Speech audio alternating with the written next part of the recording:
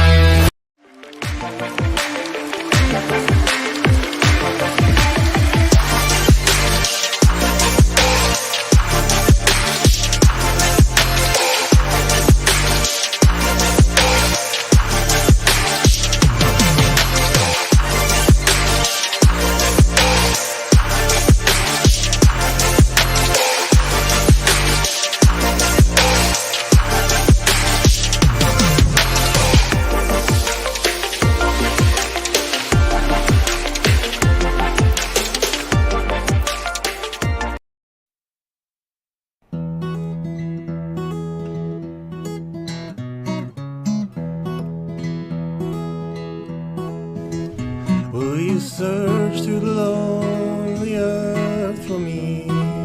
Climb through the briar and bramble.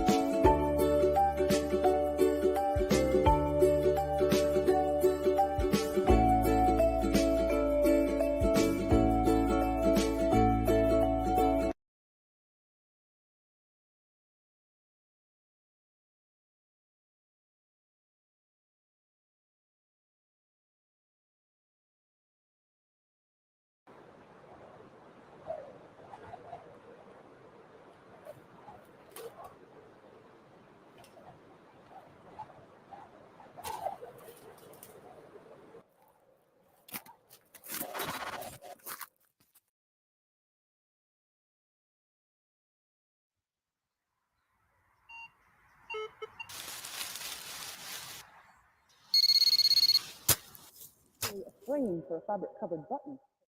Unrecorded in history. I would recommend this machine. It's actually part of the armour plating of the Junkers 188.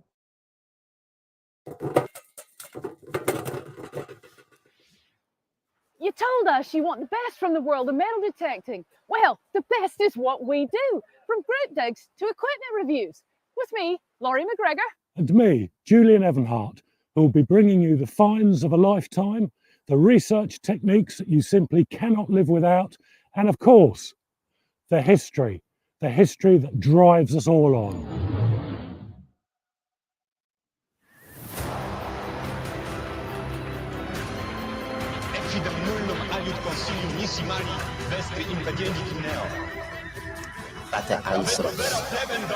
Veturinn kolaguður sæmdur þann selaði, en myndum möggáast leita. Það veit ég ekki sko. Björn, setjum við stór. Setjum við stór rökstólabrúður. Hvað hef ég gjört?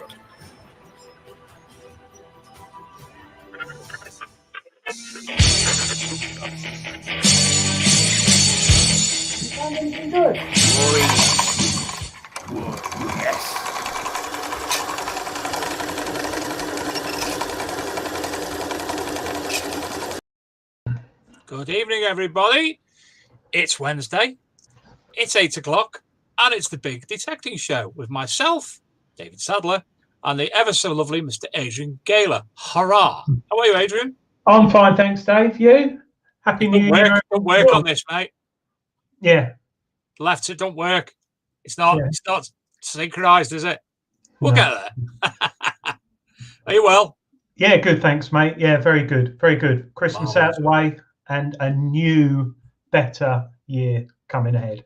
Hopefully so. Yeah. Unfortunately, many other places like my own area in Cheshire have gone into Tier 4 this afternoon and a lot more into Tier 3. So we have got an article up on the Archaeology and Metal Detecting magazine. You can get the app there or go to archmdmag.com and you'll see the updated news for the Tiers 3 and 4. So not very good for most people. In fact, nearly all people, I don't think, are not going to be able to go metal detecting again unless they've got permission on a public park or something from the local council or via the beach, by the looks of it. So good evening to everybody in the chat room already. Lots of you there. We've got a big show tonight. Sadly, Dan Spencer has been bitten by the COVID malarkey and he's had to race up to Liverpool this evening, so he's not able to join us. So he'll be coming on at some point in the new year and doing a show based solely around the Searcher and Dan's work, etc. So tonight, our other guest is here. He's in the background. He's looking very dapper. Good evening, Mr. Julian Evan Hart. What?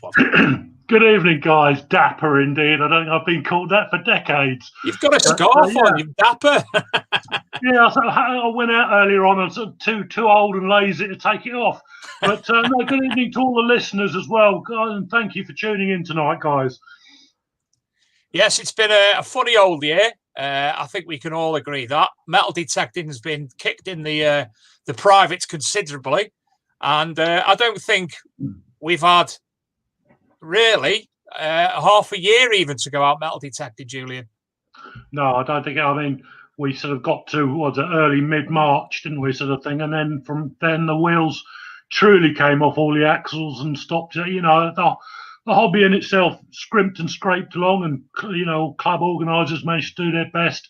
A lot of people keeping the hobby alive, but I've got to say, for a year that was dramatically terrible in many ways for people, for the hobby itself, some absolutely amazing finds came up this year. Probably one of the best detecting find years, ranging from small objects and artifacts to major international important discoveries.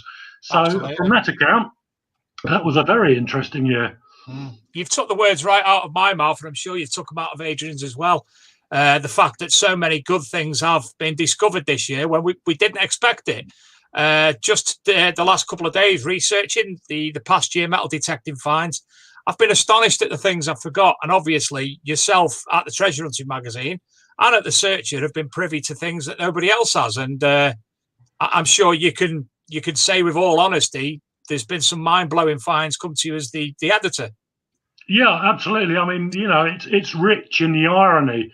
And the fact is, we face this world pandemic, and yet that for some, well, it's lady luck, isn't it? Really, throws up some of the most magnificent finds seen for decades, which is astounding. And hopefully serves as some form of salve in some small way. For everyone to be as positive as possible, because I think at the end of the day, in many cases, that's all we are left with this issue, is to be as positive as possible. And it's, these nice, wondrous finds have coincided with that. It gives one hope. It does give one hope, not reading too much into it. But no, it does. It's a great pleasure to see. I can see one or two people in the chat room already. John Webb. I know John Webb's been poorly with the virus. I know Graham Stokes' partner's now been bitten by the bug, so he's having to self-isolate along with her. Kev Whitmore, he's been poorly. I hope him and his wife are doing better now. But there's been a lot of people already I can see in the chat room over the last couple of weeks even have been bitten by the bug. Adrian, what's your thoughts on this past year's detecting? Same as what Jules was saying, for such a short amount of time, some amazing things have been found this year. I don't know whether it's the soil conditions or everyone's got better machines now because they're so good. I've had a cracking year, 6 months.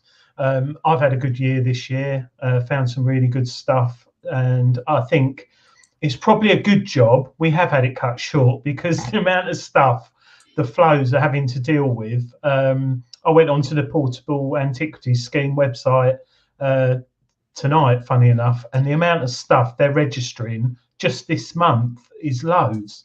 And how the hell they keep up with it, I really don't know. I mean, do you remember I found that ring, Dave, last year, that medieval ring? Yeah. My flow, I just emailed her today, and she came back to me about 5 minutes ago, which, hats off to her. She's working till 8 o'clock at night, whereas I had to phone DVLA today, and they're not back till January the 4th. So it just goes to show, they're doing their utmost. So hats off to them. But it's been an amazing year. Well, we've been putting the article together on the Archaeology and Metal Detecting magazine, which we're going to be looking at later regarding the finds of the year. One of them you actually pointed out to me was the 1.5 millionth object has now been added to the Portable Antiquities Scheme database. We've actually got that individual item, so that tells you how difficult their job is. Yeah, I mean, what a database. 1.5 million items on there is like amazing, really is. But yeah, good stuff. But yeah, let's hope that they get all the support they can to speed things up when we all get back out on the field. So yeah, absolutely. Well, listen, gents, what I'll do now, I will share the screen and I'll bring up the article that I mentioned and run through the finds that we've put together. And then after the break, when we've got a little bit more time, we'll go through the ones that Julian sent over and the few that Dan sent as well. So we will have a look at them after the break. Don't forget the break's at 8:45 when we'll be having the live Diggers Dips draw, which will be changing a little bit next week. And you will see all about that on the Big Detecting Show Facebook group when that is all confirmed. So without further ado, Luke's not there tonight. Just to let you know, by the way, it's Laura tonight. If I keep saying Luke, that's because I'm used to it. But the lovely Mrs. Higgins is producing the show tonight, and we can't thank her enough because already it's just as good as normal. Luke's taught her well. Sorry, Laura, you've taught yourself well. He's always at work.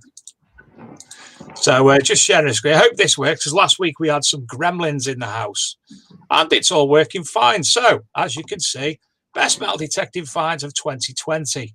Some bit of a preamble, but we'll go straight into it. Now, Julian, do you remember this one? The Wrexham Roman Villa uncovered by metal detectorists. I do. What a fantastic discovery that was. It is. I can't, obviously, excuses are age and memory. I can't actually, I feel this must have been around about April or a bit earlier. I can't remember a lot about it. but what absolutely amazing, and the finds were fantastic from this. Yeah. Credit to everybody that was involved, from the initial metal detectorists to everybody that came and found, another part of our missing heritage. Absolutely superb stuff of dreams, gentlemen. Absolutely. Well, this for me is I know the area very well. My brother lived in Wrexham. He's just moved. Rossett. When I used to go travelling around the place, I worked at Airbus in Broughton, which isn't very far away. So I actually know Rossett pretty well. I actually lectured in a pub there for the science festivals good 20 years ago. But basically, metal detectorists found the Roman material on a site, sparking a remote sensing survey by archaeologists who found evidence of a buried structure. The remains in a field in Rossett include stone and timber buildings around the central courtyard. Artifacts have been found from the 1st century and early 4th, suggesting the villa was occupied for the majority of Roman rule in Britain. And as you say, when it comes to significance, Julian, for the area, I know that is very significant. Yeah, absolutely. And I've got to say, many seasoned detectives will probably be looking at the photo and that tape. And I've just got to say, you look at that soil, that is Roman soil. When you've been doing it for a long time, and maybe not so long, you look at that, and obviously I can see a good flint scatter there. Look what orange tile fragments, but just the general fine, what I call a greyish brown tilth of Rome. Once you find that, if that's your first permission, or you just arrive there after it's been rolled, with a bit of experience, that there's something absolutely magnificent there. And there was, credit to these guys. All credit to them. Fantastic discovery. Absolutely. Next up, Adrian, you actually sent this one to me earlier, so I'll let you talk about this one if you want. Oh, God. Well, I don't know what I'm going to bloody say, apart from I just think it's really, really nice and interesting. I think it's probably better if you scroll through it and read it out, Dave. Right, yeah. Well, basically, a lady called Mel Holwogger, I hope I pronounced that correctly, unearthed a sword scabbard mount and a rare gold band in fields in Norfolk. So that's the scabbard mount. Am I right? Yeah. She's an amateur detectorist, and I do like it when you get people new to the hobby. You get these poor people, many of us, who go out week in, week out and don't find anything but ring pulls and lead. And yet someone like that goes out with a low-level machine and finds something amazing like that. It's really good. This was actually, the machine itself was passed down from a father who'd passed away, who used to go out detecting with her husband. So as a bit of a sentimental value for her going out with her husband and coming up with not only that, but that. Yeah, lovely. A nice story and a nice find. Absolutely. Stunning find. Have you covered this one all in TH, Julian? Yes, I was in contact with Mel a couple of months ago. And again, memory here.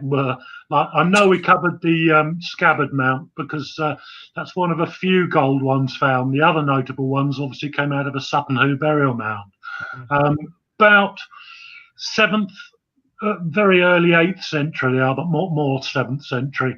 And the filigree on that, I believe that looks like a finger ring to me. Again, marvellous. Not quite as high standard as the ones from Sutton Hoo, but certainly, this would have been a major Saxon Thane, possibly prince, possibly king. But whoever he was, and I say he, might have been a lady, but the Vikings had more female warriors as opposed to Saxons.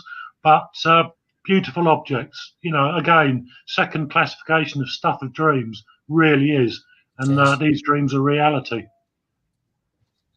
Now, next up, it's an article that was covered in the Searcher. Dan sent this over to speak about as well, but there's 2 images again for this, and it's basically in the Scottish borders. I think it was near Peeble.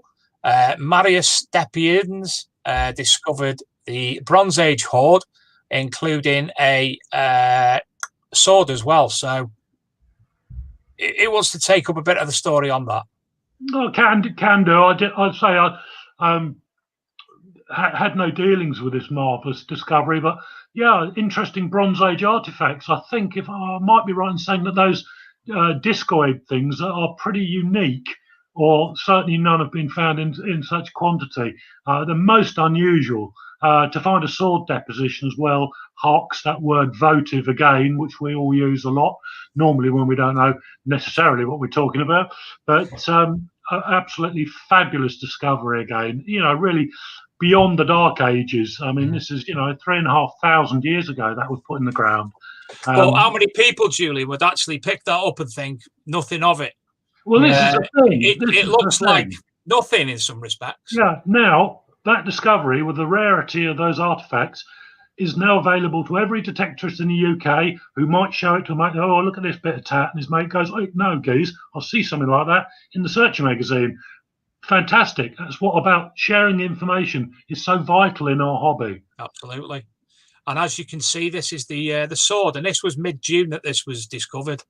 The bronze object was buried 0.5 metre underground. So it's quite deep as well. Certainly was. Nice. And lovely shots. I think archaeologists have already been on site, but they're due to go back, obviously, when things improve in the next year to conduct a bigger study of the field. Beautiful, anyway. Now, another one that Adrian mentioned to me yesterday, and I also remembered it, were the 2 coins that were discovered by 2 separate young boys. I say boys, teenagers. And this one in particular, Harold II silver penny dating back to 1066. Stunning, isn't it? Yeah, absolutely, isn't it? Lovely. As struck, isn't it? But yeah, I mean, coins like that, absolutely fantastic, particularly from that very evocative date as well. Yeah, definitely. Jeez. That is a beautiful coin and very rare to find in that good condition with such a clear dye impression of the bust as well. I think both of these went to sale at Hanson's auction, so I'm not sure exactly where they'll be, but this is the second coin, and this was dug up by Walter Taylor. The first one was Reese Pickering, who was 17, and this one is Walter Taylor, who was 16. The first one was in Great Yarmouth-ish, and this one is, I presume, in Essex. So your neck of the woods, young man. Yeah, certainly was. Well, both of us, yeah, absolutely. Again, I can't read. It's a Henry I pointing at a comet. Yeah, again, a marvellous coin. I've been lucky enough to find several Roman coins, Republican, that have had stars and comet references next to the bust, and this again, I believe this was Halley's comet. This one refers to, which was, I think, visible obviously at the year of striking or just the year previously. Yeah. But when you record such an astronomical events, and the coin as well, that bust is incredibly rare, if not unique. I've certainly never seen one before, for what it's worth in the hammered world. But a stunning coin. That makes your year. And in fact, that probably irritates you. The fact is that you might not ever beat such a beautiful find. Yeah, absolutely marvelous. It's a Henry I silver penny, and from 1106. And I'm pretty sure you're right in saying it did depict Halley's comet. I'm pretty certain it did. I mean, a Henry I coin is a victory for any metal detectorist anyway, in pretty much any condition. But that for Henry I, that's a lovely, sharp, face-on portrait as well. Very, very unusual. Adrian, thoughts? I wonder if they upgraded their metal detector or brought a PlayStation 5. They could probably afford both. Yeah, probably. Yeah, I think so. Yeah. Beautiful finds nonetheless. Now, this one, it was in all the papers. Young Luke Mahoney, he from Joan Allen, discovered 1,000 silver coins on land belonging to the Lindsay Rose pub in Lindsay in Suffolk. Just stunning. It's a classic Civil War period deposition. I think there was mainly maybe crowns, half crowns, if I remember rightly, a few of Elizabeth I as well in there. But you know, I've got to say this. I've known that guy, and well, I've known Luke, and I know that others were involved. I've known Luke a long old time, and you know, it's a lovely situation to see a guy, a geezer, who puts so much into the hobby, and he really does. And he, you know, a lot of people don't know just how much he does. Get that type of almost like, you know, you're done good, lad. That's brilliant. I was really pleased for him and all the other guys who found that, because again, you know, it's that magical word, hoard. You know, it's one of those things, you know, many of us will never ever encounter. We all dream of doing so. And well, you know, when I saw the feed come up on Facebook with this, I just thought, you know, brilliant. And thanks to all the guys on this hoard for sharing the story and allowing me to write their version of the day with all their input, which was an amazing privilege. Lovely how they've got that. Look at that. Photo. And that's lovely as well. No one's like a spade in it. Yeah, I know. They're glorious. So these coins dated from the 15th to 17th century. The earliest coin was Elizabeth I shilling, and the oldest, and it also contained a number of Charles I half crowns. But yeah, absolutely fantastic. Well done there. And yeah, he went totally public with it. It was all over social media. So I think everybody knew what had happened and who had found it and the story behind it as well. That was fantastic to share in there. And again, I know I go on about sharing. It is such a vital part of our hobby. I come from a generation where we were trading crotal bells as being Roman, you know, and there were no books about, no reference books. It was you were the reference book, and so was the dealer. If you were selling stuff back in the 70s, there was just nothing to go. And eventually, people like Gordon Bailey sat down and made books which became our Bibles. But even now, you know, we've got the books, we've written many of them, but the sharing is absolutely crucial. And the way they did it with that hoard, I mean, that made all of England viewing was standing on the side of the hole as well. And that's you know, that's tops, absolute tops. Absolutely. One of the stories that we'll be coming to from yourself in a short moment, that went to pretty ballistics as well when it comes to views, which I'm sure you'll tell us about in a moment. I think I know what you might be talking about, young man. This is a gardener discovering a hoard of 15th century gold coins while pulling up the weeds in his garden in the New Forest. Adrian. Yeah. I think that's so bizarre. It'd take me a week to get up from finding that if I found that in the back garden. It's an amazing find, and I'm looking forward to finding out more about it. Jules, have you got much knowledge on that? By the look of it, you've got nobles and half nobles there. I know this hit the press. This was one that at the time of finding, I remained very, very quiet, and I think was released only on social media by Portable Antiquities or some source derived from therefrom. Amazing, and gave rise to the glorious cynicism of us detectorists. Oh yeah, sure you did. And it's one of those things, you know, we always view things like this with, oh yeah, and you were just gardening, first time you've been gardening in 20 years or whatever. But the glorious thing about this hobby is, and although I'm not sure there was a detector used, and might have been afterwards, it is possible. It was possible. It happened. I think we enter into a realm sometimes of cynicism through sheer unbelievability sometimes. But at the end of the day, the main thing is, you know, is to just sit back and admire. And if you dare look at such events and hope one day that's me. You know, however it was found, the irony of it being found gardening, you know, is as plausible as somebody who 1,500 years ago buried a pot of coins somewhere in Britain, and you go out of your metal detector and find it. It is a remarkable statistical odds, but some sound more unlikely than others. But, you know, there is no reason to tell a fib with such a find. It's just such a beautiful find anyway. There's no need to embellish it with, oh, you know, I look down. These things do happen. You know, yeah. in lockdown, Jules, do you remember I detected in my garden for Treasure Hunting magazine? I thought I'd write an article, and I found a 14th century blinking purse bar. I know. Didn't I, in my front garden? Which that just goes to show. Yeah, and found a Bishopsgate London token. I found front garden, but back garden. Well, it's all sounding a bit funny, isn't it? But yeah, my front garden was nice and clean and tidy, no trash. That garden was a bit dirty. But yeah, I had some. I'm unlucky. I live on a terrace street and I've got a paved back garden. That's it. I've got a window box, so I'm not saying nothing. Is it full of dirt? Oh, stop there. Get your pinpointed on it.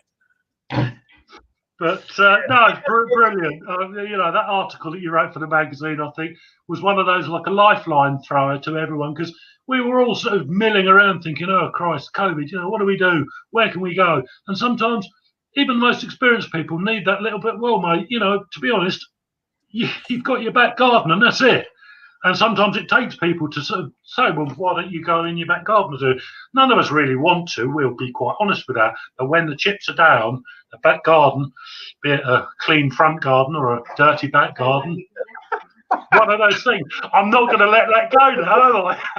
It's interesting though you say, Jules, because am I right in saying that a lady wrote to the magazine after that article, and she was a friend of your mother's or something? Yeah, that was quite interesting there, because she'd found a similar object to what you had, and then she said, "Oh, your surname's very familiar. I used to go to school with a little girl in the 40s called that," and she goes, "Very unusual surname."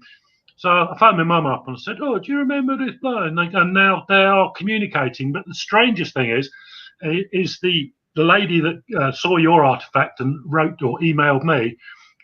Is a metal detectorist. She's 79 years old and goes out and about on her own and everything. And now I've connected her with my mum, and they used to go to school together. A beautiful little metal detecting story. Well, has your mum took up metal detecting with her yet? No, I don't think she's ever quite understood how her eldest son banters around in all weathers. To be fair, she's one responsible. When I was a kid, Tutankhamun was dragged in front of me. I had to go to see the exhibition in 1970 up at the British Museum. And so give her credit where it's due, sort of thing. She did encourage my initial sort of vestigial interest in history. So fair play. Julian, can I upset you a little bit? Hey? Can I upset you? We can, a lot of people do. It's a habit and nature of mine. Please, when you went to see Tutankhamun in 1970, I wasn't born. Yeah, God. Do you know what? Funny enough, it's really weird. But as I get older, I encounter more and more people that say that about my recollections. It's weird. That's a bit of a bloody mystery. But no, yes, I know. You'll soon be 60, Dave. Don't you worry. Oh, I know. Anyway, moving on. When you said about the person mocking or people mocking them, saying it was found gardening, I've also had people, to me personally, mock this particular find. Bird watching. Oh, it was night hawking. Now, yes. That does look familiar. Even my poor memory can recollect that. Well, what we'll do, we won't concentrate on this, because obviously we're going to discuss it after the break in your own time. Yeah, no worries. But epic. Yeah, absolutely. I'd be happy with one of those. Absolutely.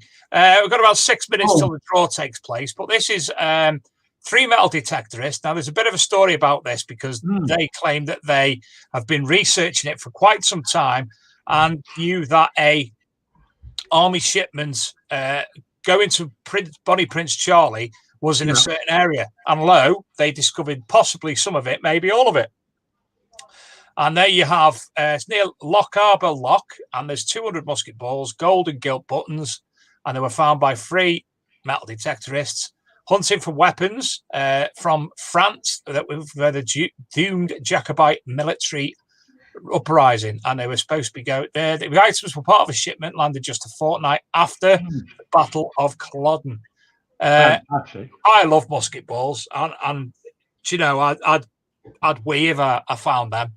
Absolutely, I would. Absolutely love. The Don't buttons get a look buzz to off be any musket contemporary. ball. Sorry? I said the buttons look from here. I can't quite say look to be contemporary to round about 1740s. So that would be nice. And the musket balls, of course, slightly smaller than our Civil War Brown Bess at that stage. What amazing when you hear rumours and to actually turn it from rumour to fact. That's when the hobby really kicks in. Fantastic find, everyone. Well done. This was in Luxembourg. Discovery of Nazi-era hoard of gold hidden in the last days of World War II. And I included it because it's a lovely gold hoard. It was found under a tree in Luxembourg inside an envelope embossed with a Nazi swastika and eagle bearing the word Reichsbank. Experts say the markings suggest the coins were stolen from Germany's wartime bank and may have been an inside job. As chaos reigned in the final days of the Third Reich, Florian Bauch took 10 coins near the northern town of Leuenberg, and professionals then excavated around 207, believing they were French, Belgian, Italian, and Austro-Hungarian origin. Fantastic. That's amazing. Yeah, really is. And modern coins. If you think about the coins in the sense of what metal detectorists normally find, going back to Roman coins, going back to the status and what have you, this is it is amazing, isn't it? What I like about that is, the variable nationalities of coins, because old Walter Funk's Reichsbank were really, sticking their mitts in everybody's economies. It was connected with looting art treasures. Foreign banks or invaded country banks were simply emptied of their gold reserves.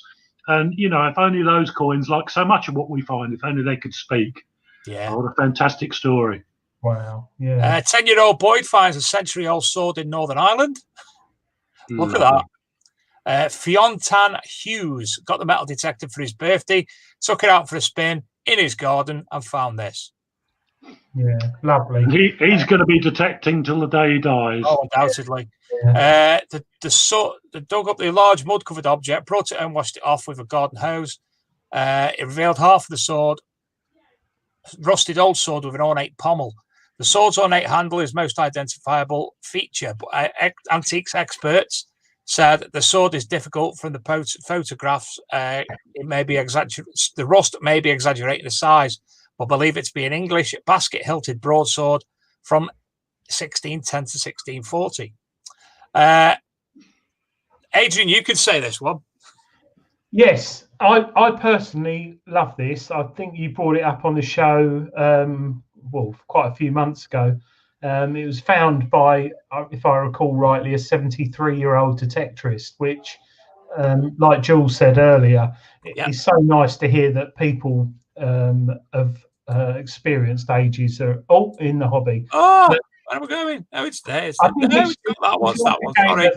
Battlefield, from what I can gather, the pieces are. But to think someone has sat there and played with those pieces as a game, and they've found the whole set, for me, is mind blowing. And I don't think it went for that much, Dave, did it? It went for. I don't think so. But again, Adrian and Julian, these particular things, these pieces, look, for instance, at the one on the left, to the left, bottom left, the center one. I've got spindle whorls, more or less, not spindle whorls. Yeah, weights, more or less exactly the same as that. The difference between one and another. So finding this and going public with it has caused many people to be able to look into their collection and think similar. I found a similar square weight the other month, and as soon as I found it, I thought, most people would just think it's a bit of lead, but I detected more around the area, because I thought maybe someone just went, who sunk my battleship, and threw the board up in the air and they all scattered, but they didn't. Well, we've got 12 seconds. See what I've done then? I've got 10 seconds before the draw takes place for tonight's Diggers Dip prize draw. As I said, next week, I'll release the information when it's confirmed, but next week there will be 3 prizes, and I don't think it's going to include Diggers Dips tokens. I'm not 100% sure. And as you can see while we're waiting on the right-hand side, there's several live draws that are currently taking place.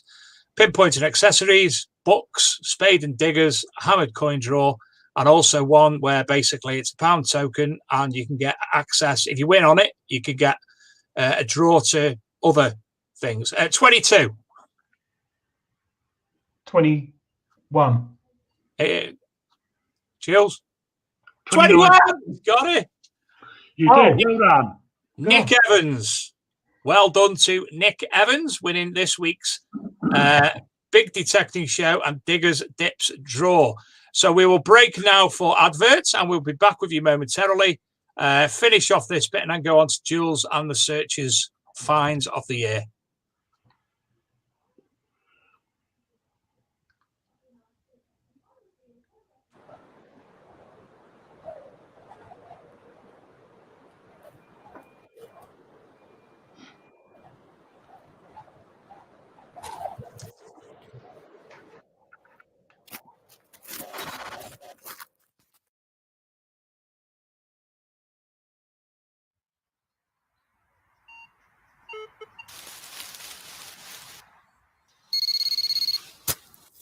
A frame for a fabric-covered button.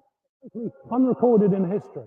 I would recommend this machine. It's actually part of the armour plating of the Junkers 188.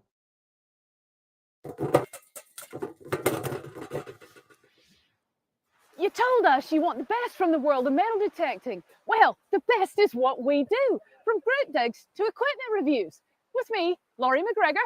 And me, Julian Evan Hart, who will be bringing you the finds of a lifetime, the research techniques that you simply cannot live without, and of course, the history that drives us all on.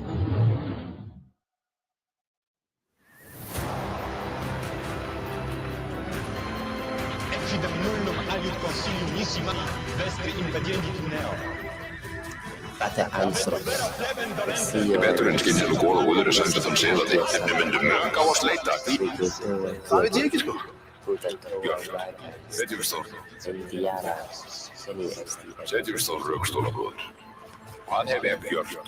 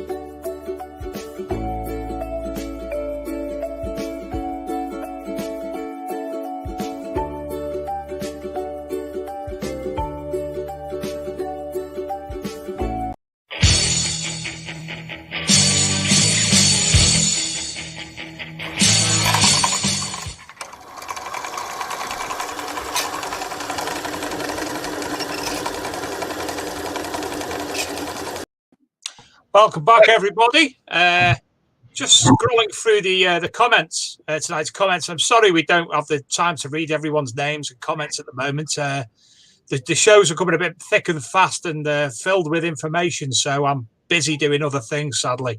But I noticed Reese Pickering, one of the teenagers who found the coin that was a William II silver thing.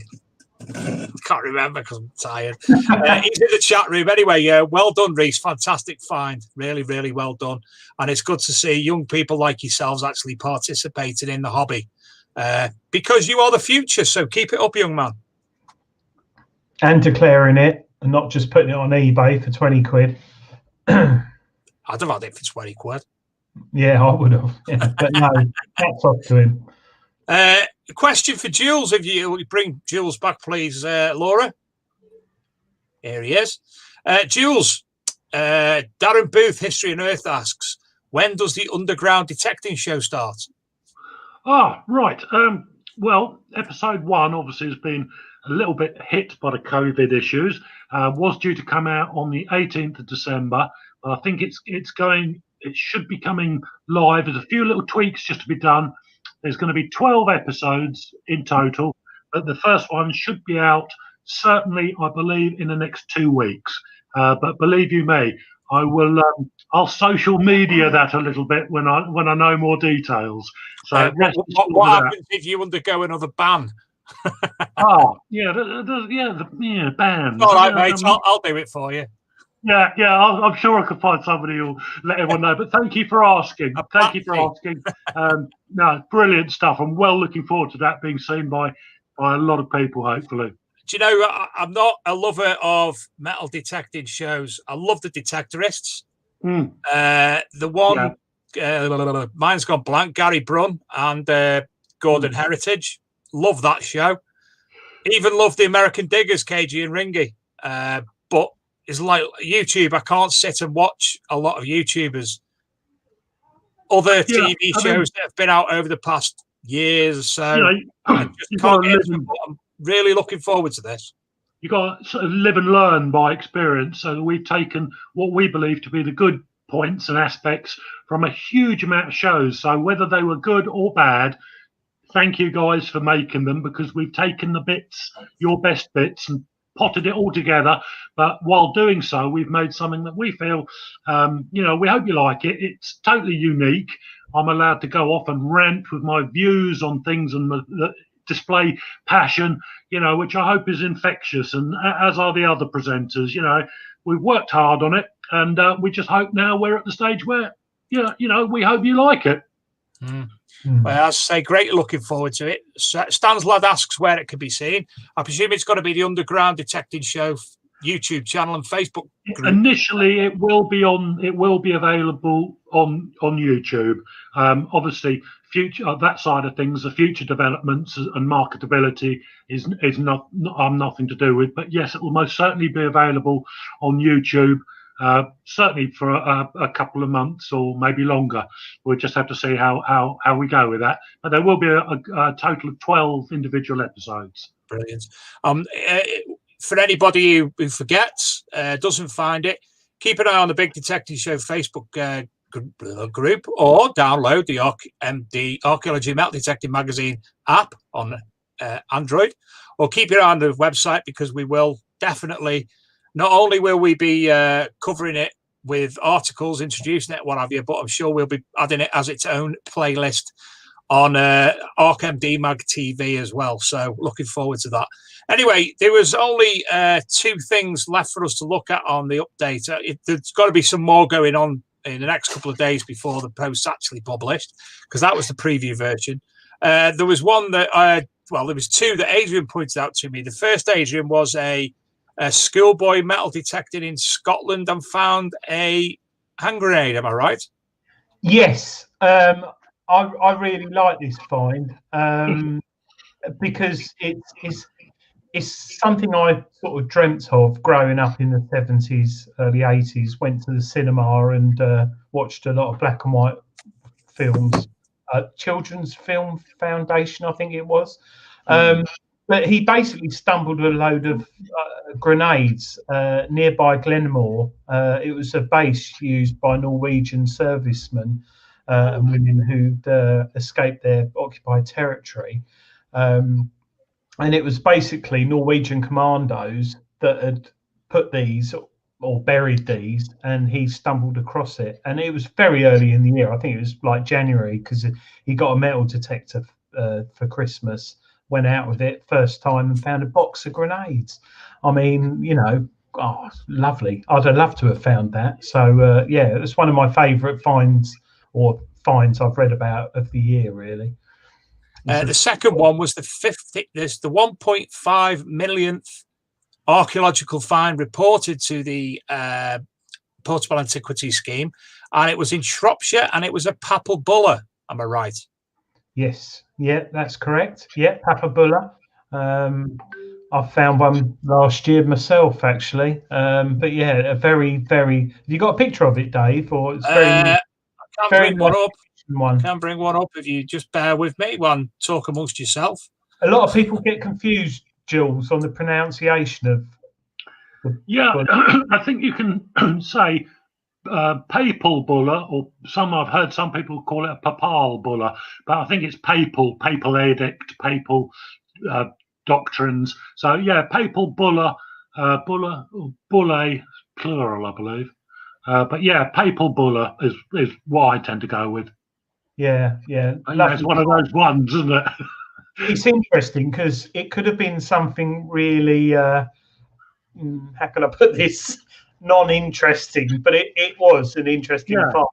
I've always wanted to find one of those. Always, never. A gas tap from the 1950s, which wasn't too far behind 1.5 million. If you look on there, amazing, absolutely amazing. Yeah, good stuff. Don't worry if you haven't found a picture. Oh, he has found a picture. There he goes. There you go. Yeah, cracking one. Yeah, really good condition. Yeah. And that was the 1.5 millionth archaeological find discovered by us, the public, be it archaeology, be it field walking, be it metal detecting, be it probably even magnet fishing. That's the 1.5 million artifacts now on the Portable Antiquities Scheme database. I think it's right in saying, and that is, it's mesmerising.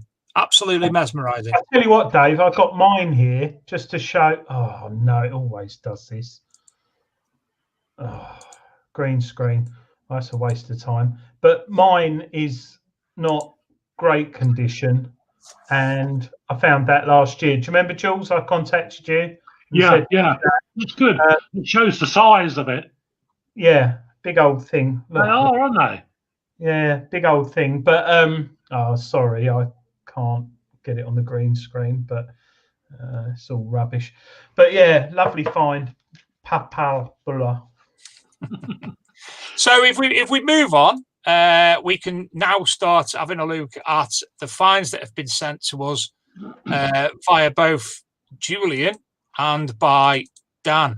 So if in fact, first image it up, I'm gonna do a thank you. I've lost what I'm doing. There I am. So I'll be sharing the screen again, please, Laura. Marvelous. And this is the Archeo boy with his main Christmas present, the MIDI Horde. And he was absolutely ecstatic, and he's been bugging me to get out, but we've just been too busy doing other stuff, and then the weather hit. So thank you, Pete Terrell LP, for sending that over. He absolutely adores it. So there's your first image. Next up, I've just... Oh, no, I haven't. Let's go to the searcher. In fact, let's not go to the searcher. Yes, let's go to the searcher. I've bummed up a little bit there. I've put some of the TH images in. So this is the February edition. And I'm right in saying, Jules, Northern Irish Bronze Age gold? Yeah, do you know, it's another one. We covered this as well. We, both the magazines shared the story on this one. I can't honestly... It's a Northern Iron Bronze Age gold. So, yeah, but that's remarkable filigree work for 3,000 years. Initially seeing it, the pin mount is strange, unfamiliar. So, you're not dealing with the Saxons, maybe the Celts. But when you look at just that work is stunning. That sort of work didn't really come in. The Romans were pretty good at it, and the Anglo-Saxons entered a new entity. But for this to be Bronze Age, I mean, apart from the fact is you found a gold fibulae format brooch, amazing find. But for Bronze Age, absolutely astounding. And there was a very good article in that magazine relating to this. The Searcher did a really good exclusive coverage on that, which was... Dan sent the I asked yourself and Dan for the 5 best stories from your respective magazines, and Dan has obviously sent the covers because hey, all the information's there on the cover. Unfortunately, he's not here to discuss it with us because we've obviously gone a little bit more in depth. I'm sure Dan wouldn't mind because we're great colleagues and friends. If I chip in and sometimes help out with the idea, if something's a bit worthwhile, a bit expanding on, and you want me to do that, that's not a problem. Certainly. Be an honour to do that. Next up, a nationally significant gold mancus of King Egbert of Wessex. I'm clueless as to any of that, apart from, to me, it's a gold coin. Yeah, the mancus style coins, or gold flat pennies, as some people refer to them.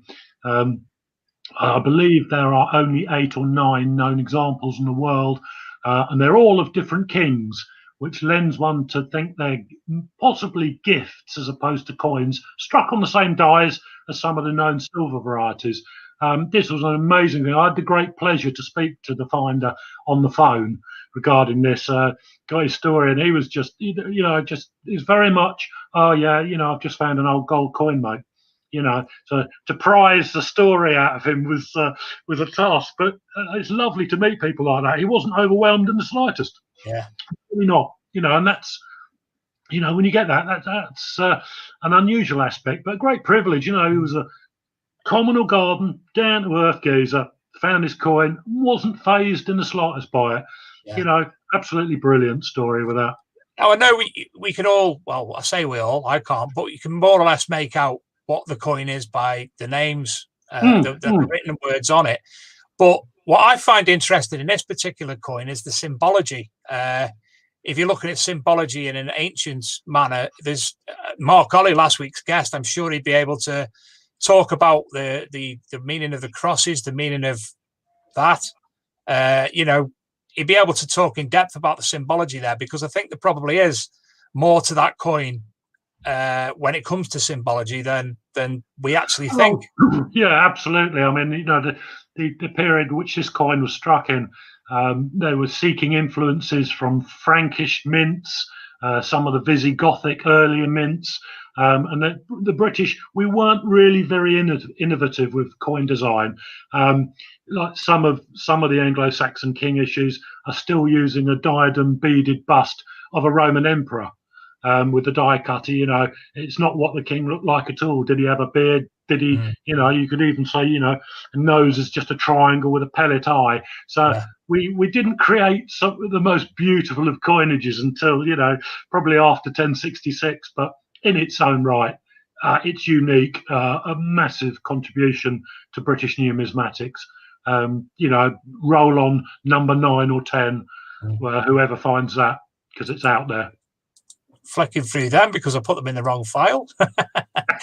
An incredible Iron Age hoard. Yeah, unbeatable. Look at that. Look at that. You've got either side of the image what are known as the lynch pins. They are obviously iron stems with a copper alloy terminal and finial aside. In between, you've got the bit, the horse bit, which are fabulous finds. And interestingly, the rain guides, more known to detectorists, the 5 circular turreted items, which are turret rings, quite simple ones, but beautifully decorated. I mean, that is pretty much your complete chariot and single horse. I think there might be another bit underneath there. I can't quite see. Could well be. So maybe that's your complete chariot, 2 horses, and rain guides. Again, absolutely marvelous. Yeah. Absolutely marvelous. Do you know what, Adrian? It just astounds me, the descriptive knowledge of the likes of Julian and Adam Staples and people like that. That describe the intricacy of what every little part of that is. It's just, I think to have that knowledge is. If you were blind, it would really be helpful because Jules's descriptions are excellent. Yeah, really. Well, we convert this file onto the podcast format as well. So for people listening, hello, people listening, they've got that description and they close their eyes and you can tell what it looks like. So thank you, Julian. You are, as I've always said, gentlemen, 43 years of geekiness has given rise to that skill. Now, this is one we covered before, and it's the Bronze Age hoard from up in Scotland. Again, the images, it's something that you'd look at and say, oh, yeah, but a bit of agricultural, I'll throw it in your bag. Wouldn't you? The interesting thing about this is, apart from not counting Bronze Age Irish gold and the bog deposits, that sounds interesting, doesn't it? But on this one, decoration on anything Bronze Age, be it an axe head or a spearhead, is incredibly rare. Therefore, these perpetual roundels, they obviously have some symbolism.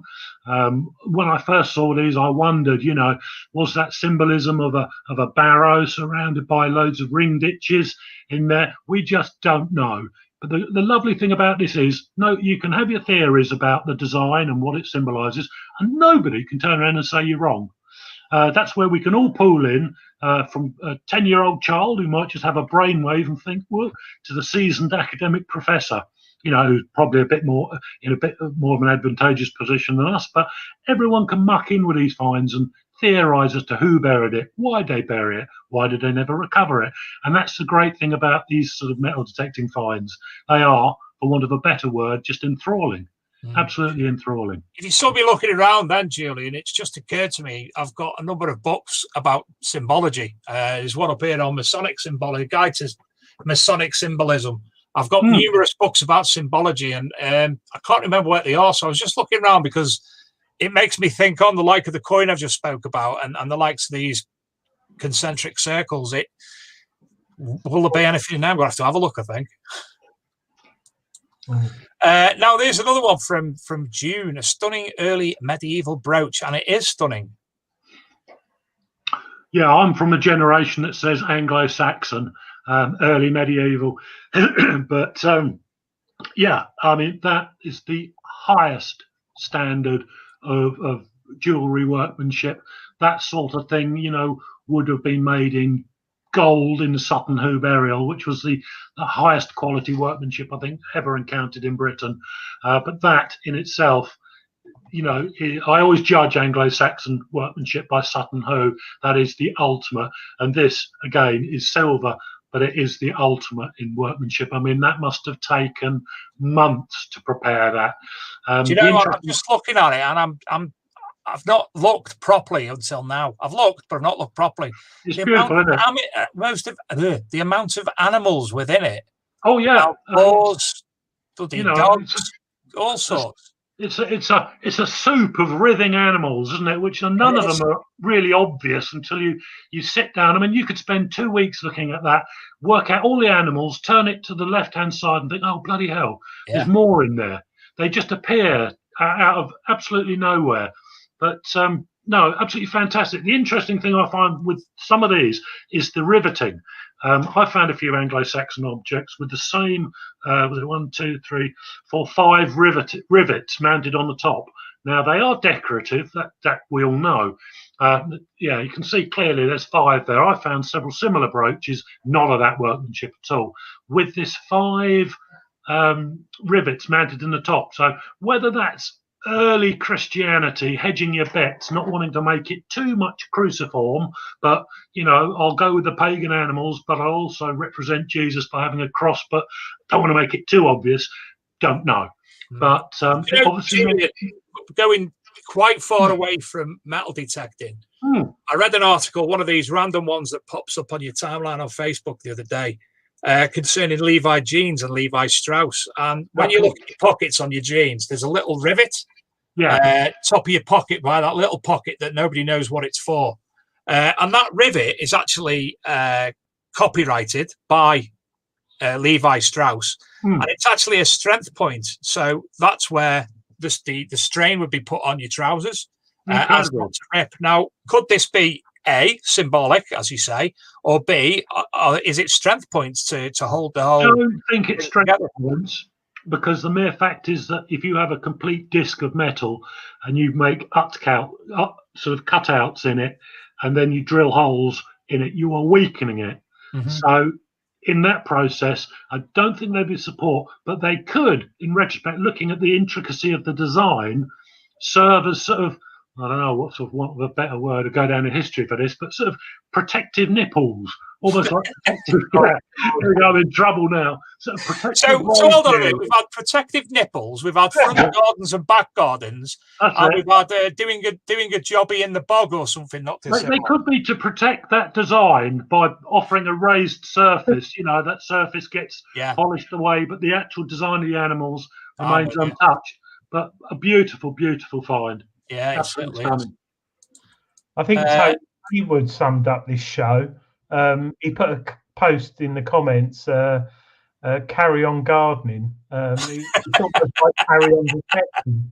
I'm thinking now it'd be a good program to set up, wouldn't it? Carry on detecting. Can I be St. James? My shaft is all no. Marvelous Mars. Again, another one where both the Searcher and us covered that, because it was just such a fabulous story. Both magazines covered it brilliantly, but from totally different angles. But again, a find like that, I think it was found on a brush-wooded hill slope, and the guide found several, if I remember rightly, Marcus Aurelius Sestertius in the area, which might give a little bit. That does look. I say it's Mars, and it is of that sort of period style of Marcus Aurelius period. But I mean, absolutely stunning, absolutely stunning. And look at that glossiness. That's to kill for. But now, if we you carry on talking about that while I put everything in. I really don't know what else one can say about that. It is just so eye-opening. So, I mean, God knows what that bloke must have felt when he dug down and saw the initial part. So, I mean, I think most people you'd probably hedge your bets with Victorian, but because he'd found Roman coins in the area, as well as a few other Roman artifacts, I think, he must have just stood back or sat down and, I don't know, collapsed with sheer joy, because, I mean, that is museum quality find. Absolutely museum quality. Sorry, Jules, I'm Everything all right. laughing. I able to see everything all right. I shouldn't talk about the comments. Talking of comments. Well, Adrian, before you say anything, can you see the image that I've got up still? Yeah. Yeah, okay, carry on, sorry. I'm dreaming. Yeah, me too. I need 5 minutes out for this one, I think. Well, again, you know, am I ever stuck for words when it comes to describing the beauty of our hobby? Probably not. This is one of those things which is awesomely stunning because of what it is. It is no more awesomely stunning than a 9-year-old kid who first goes out on his first day as detector and finds his first Victoria penny. That is putting this discovery into context. Of course, to be fair to the Horde, it is one of those real, as like the last thing, a sit-down moment.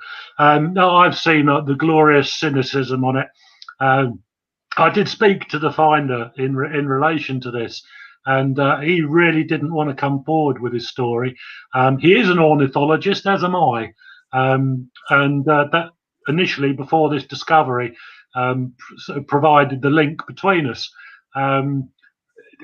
You know, it's one of those things, because you know the difference between a brush 4 locomotive and a penny lilac Victorian stamp, or an Edward Halfpenny, or whatever you collect, Chinese ceramics. If you have another hobby apart from metal detecting, it does not diminish your chances by any capacity of finding a Celtic Horde. They are out there. They're there to be found. Some of the situations, you know, you find them by detecting. This guy is a detectorist, has been for 30 years.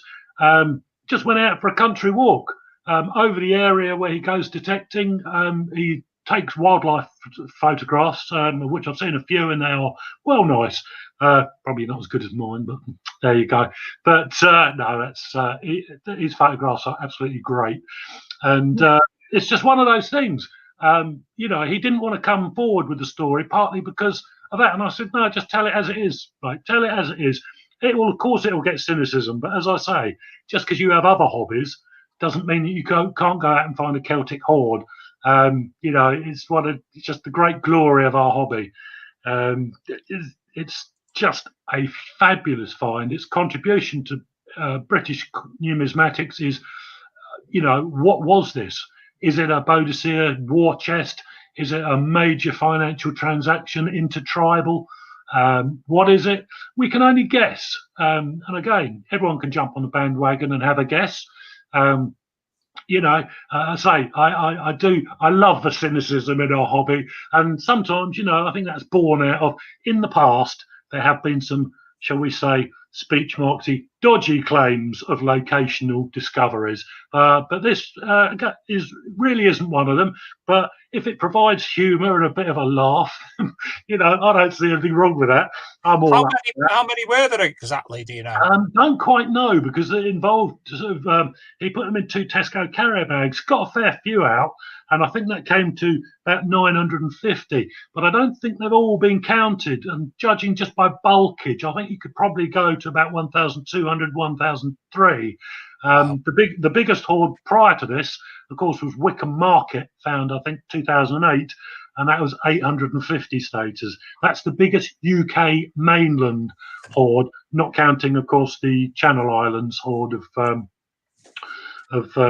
French-struck staters, or French tribal staters, or Moroccan staters. But this, as it stands, even before the absolute final count, is mainland Britain's biggest ever hoard of Celtic gold. You know, so that in itself just makes you stand back and think, wow, what an amazing discovery. You know, that's the reason we went to press with the story, because it's just awesome. You know, and so I coaxed the finder to tell his story, and now he has. You know, you know, hats off to the guy who I won't say his name, who found it. It's he's been detecting on that permission for over 7 years. He brought a new machine last year. He used quite an old machine. He bought a new machine last year, and since he went out on that his permission, he found a lot more finds. And then suddenly one day he got a signal. I think it was 14 or 15 on his knocks, wasn't it, Jules?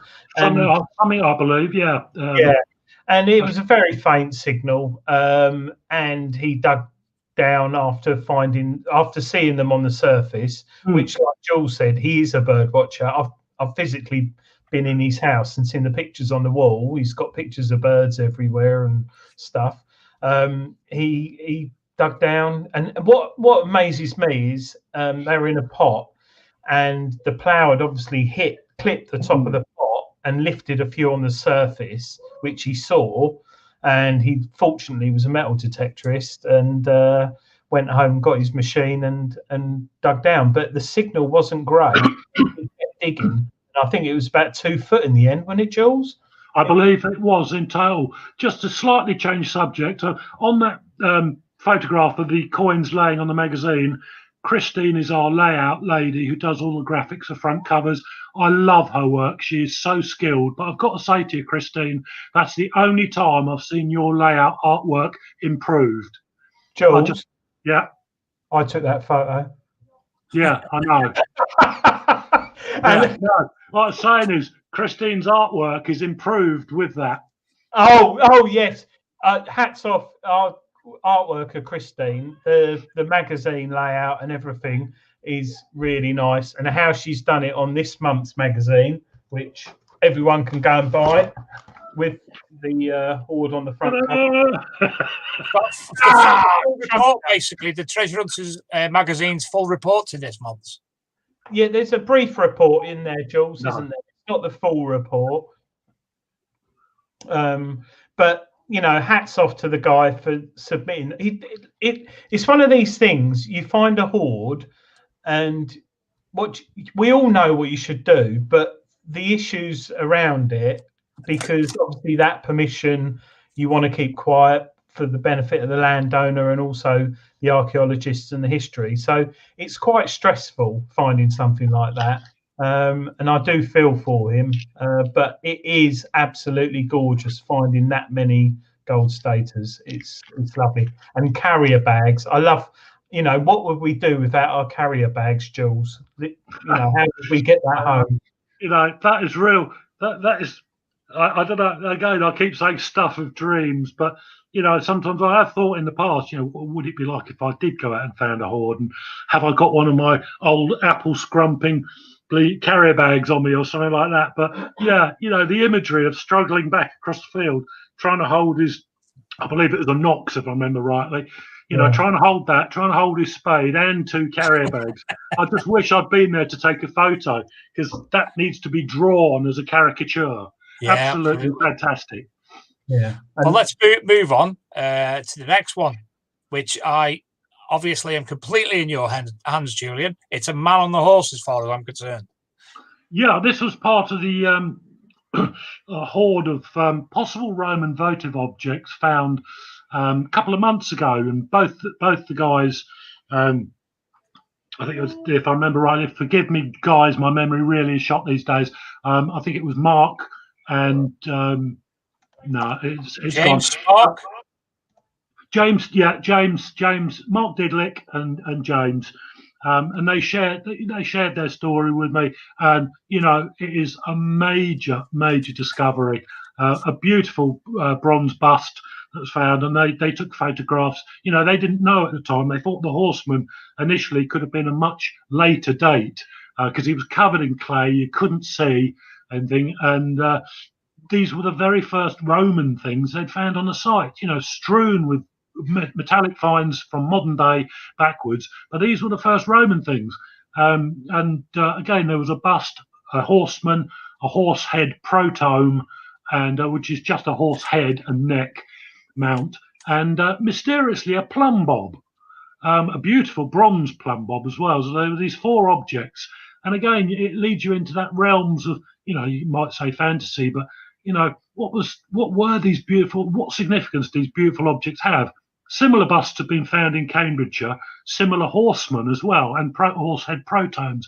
So they're almost certainly religious, mini religious depositions. Perhaps some of the artifacts vary with them, and in this case, a plumb bob. Well, perhaps this guy was a builder, you know, and that represented his life and his views, his favourite emperor. Maybe he owned horses as well through being a good builder. We don't know, but these hoards, you know, they are very rare, not unknown.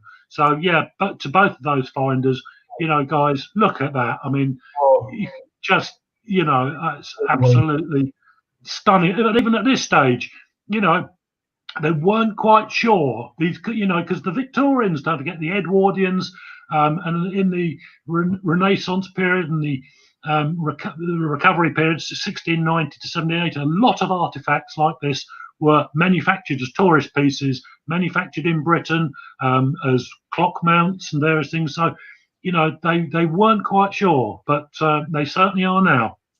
Absolutely fantastic. There he is again. Look at that. I mean, does not that look right through you? Yeah. I tell you what, I'd love to. I'm pretty sure I've seen similar, a bigger version that you put on your face in Clash of the Titans, the original. Oh, yeah, doesn't it just? It's just that period of, you know, the double split beard at the bottom, and those eyes are just, you know, absolutely amazing. Roman nose. Yeah, and look at the size of the thing. Yeah, you can see the plumb bob clearly at the bottom there, and to the left of that is the horse. Well, it's actually a horse. Could be broken. I can't quite see, but it's normally would be called a protome because it's only part of the animal. But you know, what does it mean? And that's a great thing. We can all spend the next year. I'm sure the academics will research it and put it in correlation with the other deposits of the same similarity. But you know, for the working layman like us and lay lady, if that is such a phrase, you know, we can all have a thought into what this means. You know, and I think that's fantastic. Yes, truly. This is pretty little thing as well. Yes, that was found by a good friend of mine. Out, I believe, on another friend's permission. That's when you push friendship to the limit of that, but I'm sure everything will be sorted. But yeah, you know, that's beautiful.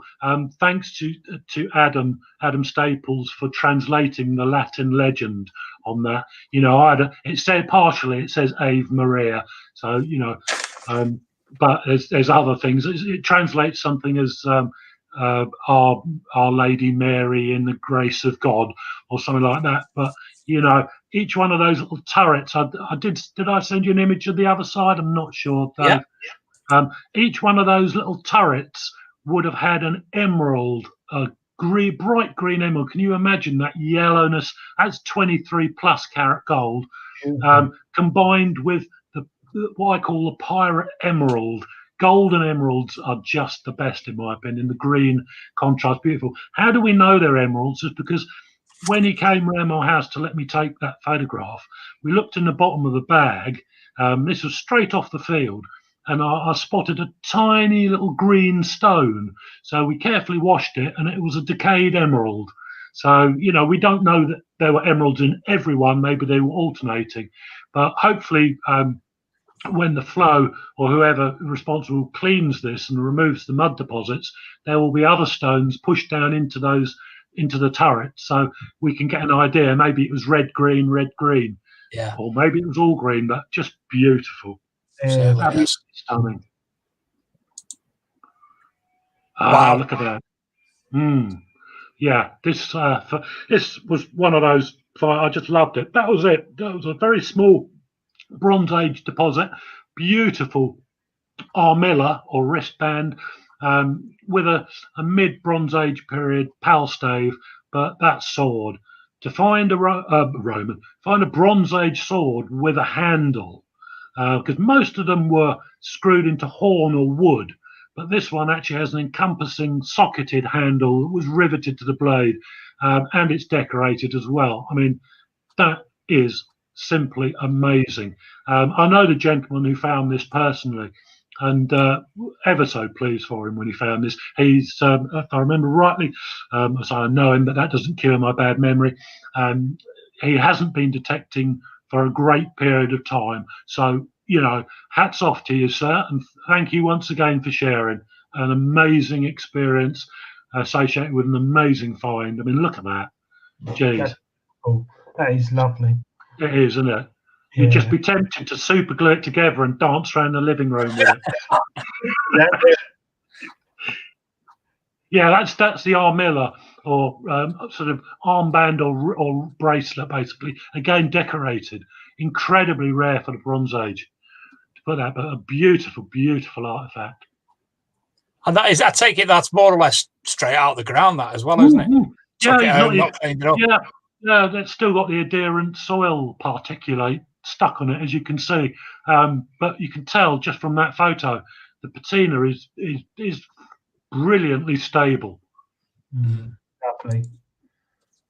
And there you go, the classic pal stave. Again, a fantastic one. Suffers slightly from its deposition of 3,500 years with the greenishness inside the socket where water has obviously been captured. But again, apart from that, which is perfectly treatable, the patina is beautifully stable on that. A fabulous, fabulous little collection of artifacts. Look at that. Wow. Mesmerising to be. It really is, isn't it? It's very. I mean, look at the one we had, the young lad in Ireland found before. It was obviously, it's decayed. You can't see anything. And this is it's perfect. Well, it's broke in two places, but you know exactly what it is. You just love to know the history of what that was on, how, where, when. Was it ceremonial? Was it used? Did anyone? Shut up, Adrian. Shut up, Dave. Yeah, I mean, look at that. Look at the quality of that riveting. Oh my God, that is such. This just is just absolutely stunning. And that's another interesting thing. If you found that out in the field, you'd probably think, "Oh, I'm liking this. It could be Bronze Age," although patination is not a measure to go by. I've seen better, glossier, greener patina on Victorian objects than are on Roman or Bronze Age objects. So it's no guarantee of age, is our friend patina. But when you find something like that, you'd probably sort of put it in your hand and grip and think, do you know what? It could be. But now people have seen this. Maybe there are broken handles out there, or just the angled apex where the rivets are, sort of thing. Maybe they're out there in people's junk boxes, and we can find and discover more. Do you know what, Adrian? As you know, by trade, I'm an aircraft fitter, so I've worked on a lot of aircraft, from the Hawker business jet to the Airbuses to the Nimrod, and I've seen worse riveting on aircraft than that.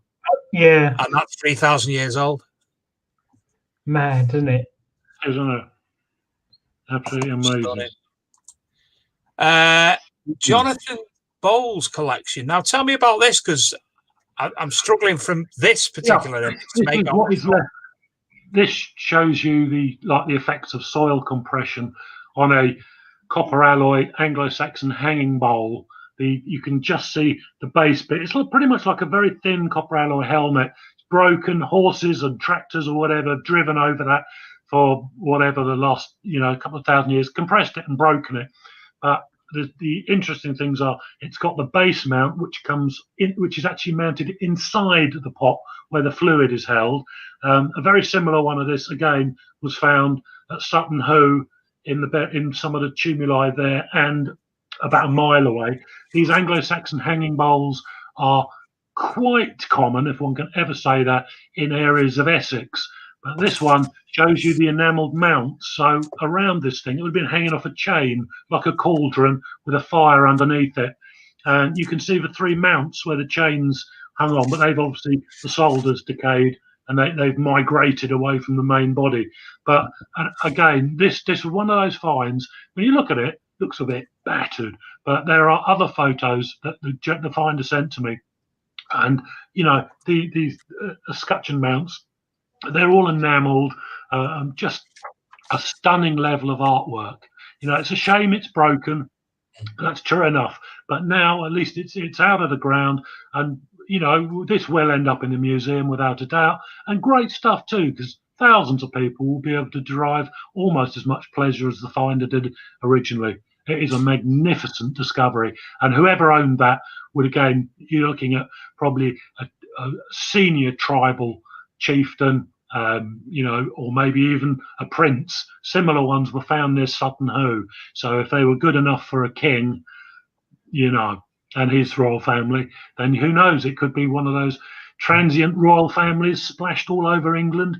And this is the only thing that history is left to, you know, we can record them. But again, you know, you keep mentioning Sutton Hoo. I just picked up a book there that I've had for a number of years. It was published in 1988 by Charles Green, called Sutton Hoo, The Excavation of a Royal Burial, and it is so informative, it's untrue. But also, for people who have Netflix, there's a new program coming on. I think it's called The Dig, starring, is it Ralph Fiennes or one of the other Fiennes? And it looks absolutely fantastic, and it's all about the original finding and the process of working through wartime to excavate the site, and it looks fascinating. When's that on? I will Google as you talk between yourselves. Yeah, Sutton Hoo is always something that I've been interested. Basil Brown, the original gamekeeper, love it. I mean, just when Mrs. Pretty's just says to the gamekeeper, "Go, Basil, I've got a few mounds I want opening up." Sounds dodgy again, but hey, Basil Brown died, I believe, in the early 70s, and out of all of British archaeology, it's that guy. I wish I'd met him. I would love to have spoken to him to get the flavour of, you know, she sat him down, gave him a cup of tea and said, "Oh, well, what are we going to do over the summer? Shall we open the mounds up, Basil?" And he was trained by his father in all aspects of archaeology. I don't think he went down too well in those days with Cambridge University and the other academics, as the film will show you. But he is, what for me, is one of archaeology's forgotten heroes. You know, all the big names associated with Sutton Hoo. Yeah, not many people know of dear old Basil Brown, and this film hopefully will write that. We'll put it into focus, because what an amazing, amazing gentleman he must have been. You know, just, you know, "Hello, Mrs. Pretty, I found a ship." As you do, Basil, as you do in the back garden. Sorry, Jules. David E. Jones has just said 29th of January on Netflix. So I'll put that I think it's the 29th, and Lisa's just said I think there's maybe a limited airing on the 15th, but I'm not sure on availability. But 29th, definitely. Lisa, is she there? Yeah. Oh, where is she? She hiding? Hello, Lisa. You all right? Yeah, I'm fine. I'm fine. Good. Thank you. Hi, Lisa. Thank you. Still your man tonight. Sorry. Yeah. I might watch the Coronation Street omnibus, but unfortunately, we were all right. It's scheduled to be released on a limited release on the 15th of January, followed by streaming on Netflix from the 29th. I've been you were all right. Following this release date, and I've been saying, "Oh, Jules, look, the dig's on soon." No, that'd be good. Well worth a visit to Sutton Hoo as well for those who've never been. Absolutely. I know they've recently made a new visitor centre there, haven't they? With the visitor centre. When you go inside, recently, didn't we? We went there just before was it during lockdown? Are you doing sorry, this? Sorry. The visitor centre is laid out barrow by barrow, and Mrs. Pretty insisted that the stuff was because it was hers. The treasure trove laws back then were quite complicated, and it was her. But she only lived, I believe, up until 1943, so only 4 years after it was dug. But she had willed it from her will to the British Museum on proviso that I think that every year a portion of the treasure comes back to Sutton Hoo, so the general public can see it if ever a visitor centre or museum was made, and it was, and it is. So you can see some of the genuine stuff there, but it's amazing. And in the middle, they've got a life-size model of the boat with a model of the king wrapped in furs and all reproduction bits around them that you can see. And I tell you what, that model is so good, you expect that geezer to blink. He is so lifelike. But when you walk over Sutton Hoo Fields and you see the mounds, there are some stories of supernatural occurrences there and chieftain type people being seen with shields and swords, particularly in the 1940s, when, funny enough, the American Army went over Sutton Hoo and drove their Sherman tanks all over it in the later period of the war.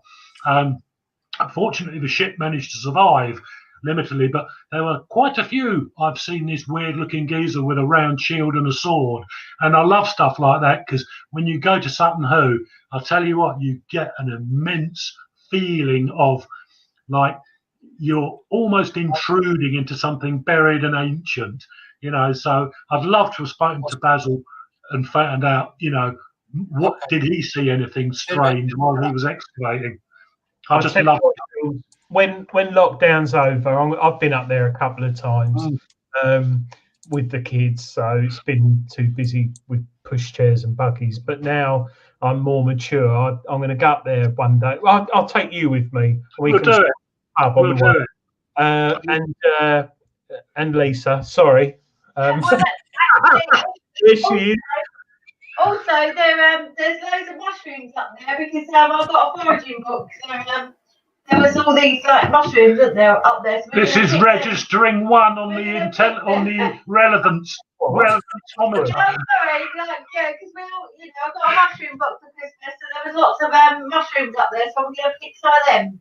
Oh, so as well as all this, like, you know, gardens and bogs and stuff, we're now on about sort of like taking mushrooms and having trips. I thought she said mushrooms. Well, I'm sure some of the mushrooms up there might be able to help you see an ancient warrior. You know. But, now, Julian, we finished looking at the images that you sent me, but you also showed me a few additional. I did, this is I'd love to be able to speak to somebody, an English-speaking person from the organisation. Yeah, this is, am I right in saying Legnica? This was sent in an article in the current issue of Treasure Hunting magazine, written by Steve Newman of the Legenda Group.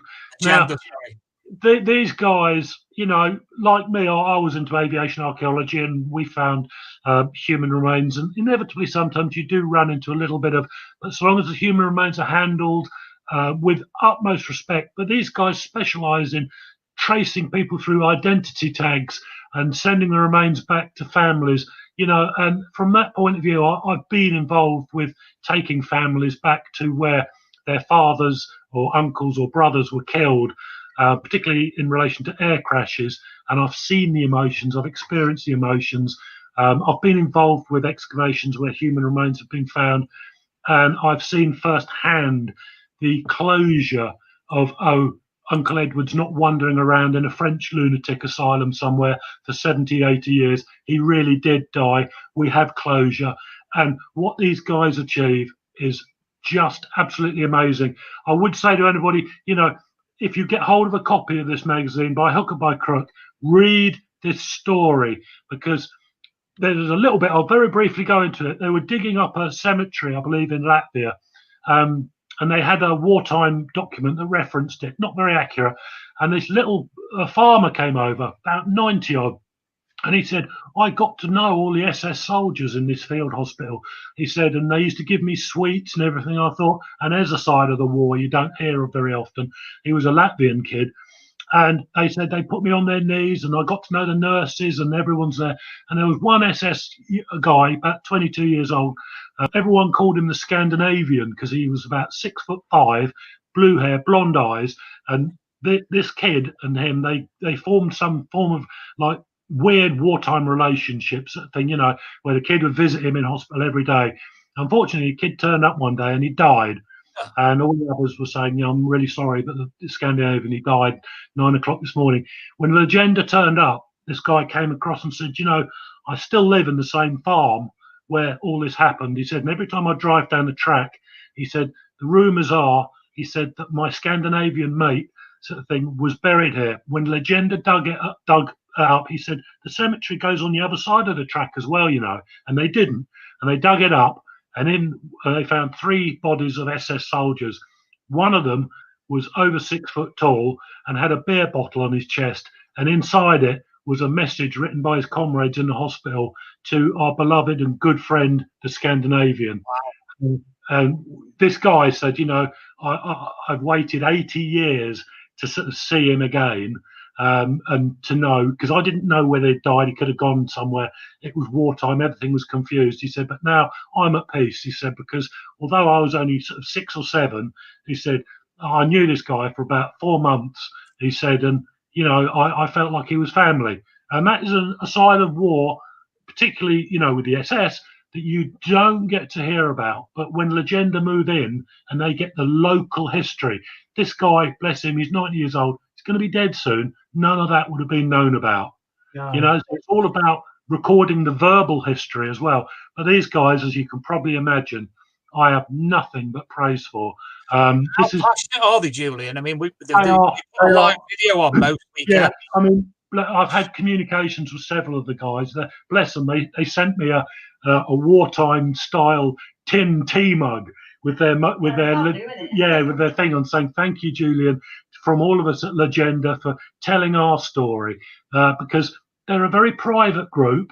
And I got to know Steve, sort of only never met him, but on the internet. And I was saying, you know, this things like this. This is a tiny portion. It's a 9-page article, the biggest we've ever published, and it's a tiny portion of what these lads have been up to. They are passionate about finding the missing, like that, you know, and they're connected with a lot of academic circles out there and archaeological groups. You know, there is a big bad name with excavating some of the cemeteries, but these are by people who plunder the bodies to steal personal belongings, and that is terrible, because when you take the personal belongings from the body, that just becomes a skeleton. But what Legenda do, they keep everything intact. They're not profit making at all, and that skeleton has a name, a family, and can be sent back to them where possible. You know, and they do it with Russian soldiers, German soldiers, Croatians, Latvians, you know, and they've got nothing but praise. But they are very dedicated. But they don't tell their story. They've got a website and they show some stuff on there. But I wanted to capture, why do you do this? When you read the stories, I say it's in this month's Treasure Hunter magazine. It cannot fail, and I promise you this: it cannot fail to bring a tear to your eye, because it's just absolutely amazing. You know, I can hear my throat getting emotional about it, and I don't even know these guys, but I can appreciate what they do, and what they do is just, you know, amazing. But that's probably, Nick West has said in the chat room he's been involved in digging up lost soldiers of the Spanish Civil War. Oh, Nick, yeah. And again, a guy who I hope to meet in the new year. We've been friends on Facebook for probably a decade or more. His mates are all my mates, and we all seem to share the same interests. But yeah, Nick, nice one, sir. Well done for everything that you do with your metal detecting war relics group, and that fascinating, mate. I have as much praise for you as I do, you know, the Legenda group and all you guys who go out there and do this sort of thing. It's absolutely amazing. Anyone who is interested in the metal detecting war relics group, you can actually find that on Detector Network, and obviously join that and speak to Nick on there about anything relating to war relics. And honestly, some of the things that I've seen on there are phenomenal. And there's been several occasions that people have asked me for identification.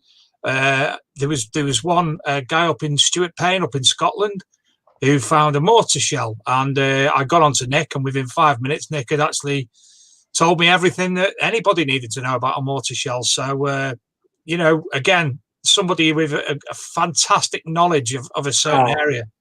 Yeah, Nick, you're welcome round the house in the new year when all this is over, sir.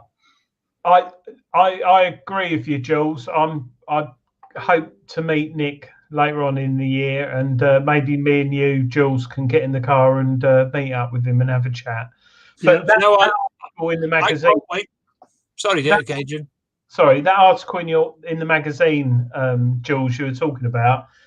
Like you say, it's like 9 pages of just it's a green screen going all wrong. 9 pages of a book.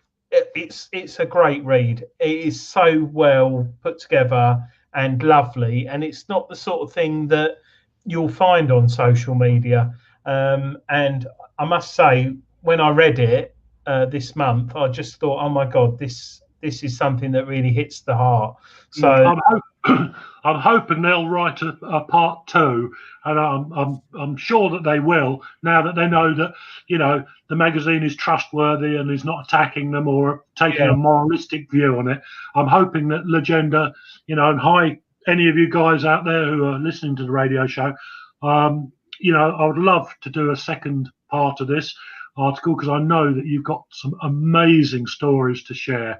And, you know, thank you for trusting me to and the magazine and everyone involved in sharing your story, because that in itself is one of the highest privileges a magazine editor, or indeed anyone, can ever experience. So, you know, guys, keep up the good work. Brilliant. There's an actual program on Netflix called Battlefield Recovery that was attacked somewhat when it first came out a few years ago. Chris from Addicted to Bleeps was part of the program, plus the guy from the one with Suggs. You know the one I'm on about, Adrian? What is it? Oh, Steve. Yeah, Steve. Can't remember his last name. Yeah, Stephen works with Suggs. Can't think what his name is. You know what I'm on about. You know the program. Yeah. Metal detecting water. Anyway, him, another guy, Englishman, and a very annoying American person. But the team that were working alongside them were actually Legenda. So you get to see some of the things that they're doing, but from an English perspective. And to be honest, watching it back for a second time years after it was originally on, realizing things a little bit different than the TV actually makes it out, it was a fine show, to be fair. I agree, because we've had Chris Addicted to Bleeps on the show. I've messaged him because his dad passed away the same day as my dad passed away, which was a bit bizarre, but we were chatting, and the way television portrays things is quite different to what people want to put across. And I think when you're discovering stuff which is so sensitive, you sometimes get a mixed message. But hats off to Chris, because I know he went through a few issues regarding that, but he's a genuine guy and a lovely guy. And yes. He's such, you know, I love the way he goes out. His YouTube channel is my favourite YouTube channel. Oh, mine too. I'm not great at sitting and watching things, but I can sit and watch Chris's videos because, as well as humorous, they are interesting, they are thorough, and I don't think he's done anything that's a dud, really. Well, he's one of the biggest YouTube metal detecting followers. He's got 82,000 followers now on YouTube. I think a lot of that is through Battlefield Recovery, but a lot of it is through to him being open and honest. He's just genuine, down to earth, you know. Yeah, we actually put a post out yesterday via the magazine with one of his videos regarding metal detecting and mental health, which again is a fantastic video discussing everything related to the anxiety, the depression side of things, and how metal detecting helps the individual. And the program was called World War II Treasure Hunters. Thank you, Ian Whiting. Oh, well done. Nice one, Ian. The mental health side, Dave, is going to become more and more prevalent in January, February, when we're all locked down, can't get out. And I think, you know, the more we've got to absorb online and offline, the better, really. Absolutely. Well, as I'm sure Julian will agree, having the time sat at home, for me personally, because obviously I've been clinically extremely vulnerable, I've been able to put a hell of a lot of articles through the site, as you know, Adrian, because you check every morning. Yeah. And I've got 3-4 a day going on until mid-January. And then I've got at least another 30 still to upload because I haven't got around to editing them properly yet. And I'm sure, Julian, you'll attest to having a similar amount of work coming through and being able to concentrate at home. Absolutely. I would say that, you know, if one can say there are advantages to this year, there are. Primarily people who said to me en masse, well, I can't bloody write. I haven't written anything since I was at school, Jules. Well, ladies and gentlemen, you've proved to me over the last 9 months that you certainly can, because I have to say, I've had some of the finest articles come from unknown authors who've just had the time, they're furloughed, they've sat down, they thought, you know what, I'm going to have a crack at that. And whenever I encounter that, I try and foster that, because it's a lovely thing for anybody to be a published author. And if you get a magazine article in, that is what you can class yourself as. And it sometimes takes coaxing and sharing, but again, I can't overstress this. I know I keep going on about sharing. Sharing, it's not just for the magazine's benefit. Sharing in our hobby enriches everybody because of the wealth of information you have. As I know, 2 years ago, I've got a fair bit of information stuck up here, and I've spewed out, I don't know, 27 books, 500 magazine articles, numerous bits and bobs. I'm really so thankful I did, because 2 years ago, the old Jules died twice. So if I'd not done that, all that would have gone. So what was the point in ever taking up the hobby in the first place if you're not going to share it? So my message to everybody out there in these stressful times, if you think you'd like to have a go at writing, do it. If you feel you need any help, ask me. I'm always here to encourage you.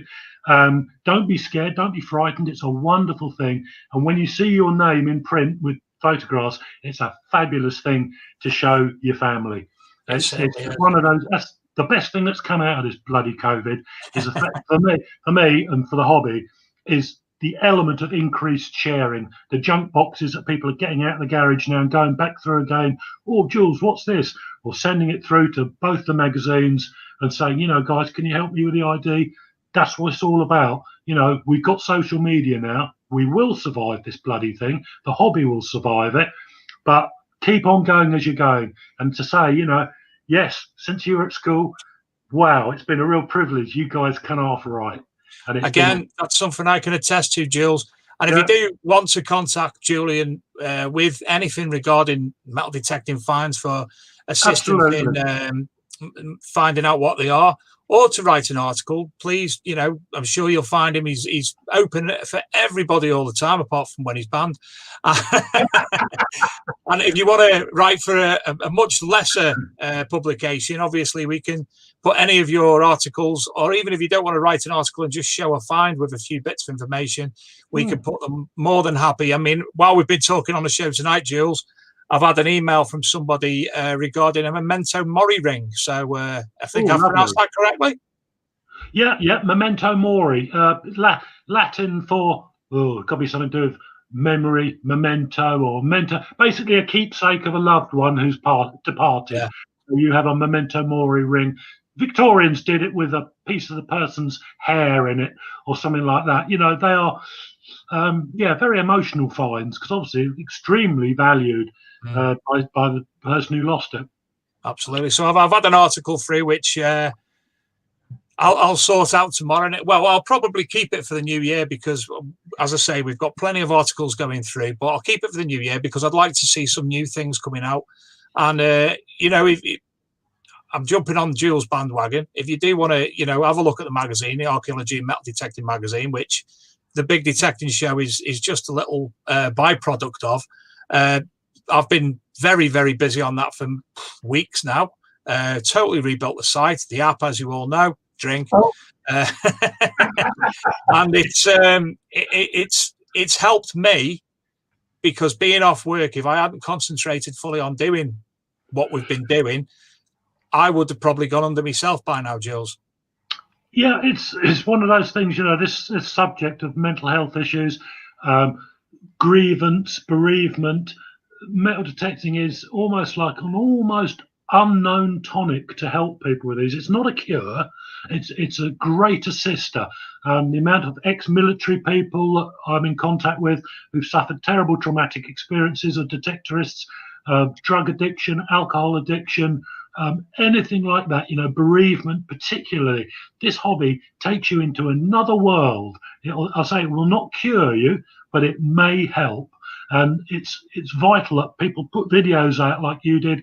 I know there's quite a few other people involved, like Jason Massey and the Detecting for Veterans would certainly reinforce what I'm saying. Is guys, an amazing organisation that promotes metal detecting to helping out, military veterans. And it's not just military veterans, it's all walks of life could benefit from us. So it's my job, our job, all our jobs to promote this hobby to a greater level of awareness, where people who think, "Ooh, I've always been interested," actually go out and get hold of a metal detector. It won't work for everybody, but for the vast majority, I'm pretty convinced that it will. Well, as you said, Julian, about sharing information, when the Archaeology Metal Detecting magazine, which is a big mouthful, and I should have thought of something better when I started it.